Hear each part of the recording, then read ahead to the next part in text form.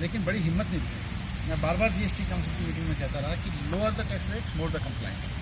आप tax rate कम करके दिखाइए, जनता टैक्स दे के दिखाएगी। वो नहीं हुआ। और उसके कारण मुझे नहीं लगता कि कोई जिंदगी में फायदा होगा, क्योंकि मतलब आप ये कहें कि दिल्ली के लोगों को खुश होने की जरूरत नहीं, ज़्यादा कुछ फायदा होता हुआ नजर नहीं आएगा। मैं देश की बात कर रहा हूँ। अब इसमें दिल्ली और देश के इशू डिवाइड नहीं है, क्योंकि जीएसटी पूरे देश में लागू होने वाला है, दिल्ली में भी लागू होने वाला है। दिल्ली में जिस आदमी को अपने घर में कोई छोटी मोटी चीज़ खरीदनी है, क्योंकि मान लीजिए घर बनाने के लिए अपन कोई टाइल खरीदने जा रहे हैं, पंखा खरीदने जा रहे हैं, अभी तक दिल्ली में आप उसको 12% टैक्स पर खरीदते थे। कुछ चीज़ें तो हमने 5% टैक्स पे कर दी थी, अब आप उसको 28% टैक्स पे खरीदेंगे, तो भारी पड़ेगा।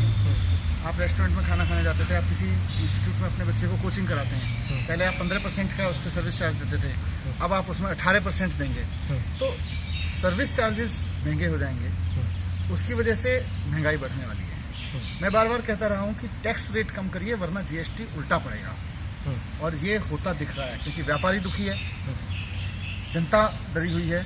ऐसे व्यापारी आ रहे हैं क्योंकि विरोध भी हुआ दिल्ली के कुछ बाजारों में। सिर्फ सरकार सेलिब्रेट कर रही है, सिर्फ सरकार सेलिब्रेट करे, जनता दुखी रहे, इसका क्या करना है? उल्टा होना चाहिए। जब हमने दिल्ली में बजट पेश किया, हमने टैक्स कम किया, लोग यहाँ आके टैक्स कम करने की खुशी सेलिब्रेट करके गए, लोगों ने बाजारों में सेलिब्रेट किया, व्यापारियों ने सेलिब्रेट किया। लोग सेलिब्रेट करें, सरकार को ऐसे कदम उठाने चाहिए, सरकार को ऐसे टैक्सेशन सिस्टम नहीं उठाना चाहिए जहां लोग डरें, व्यापारी डरे, व्यापारी को अपनी दुकान बंद करनी पड़े।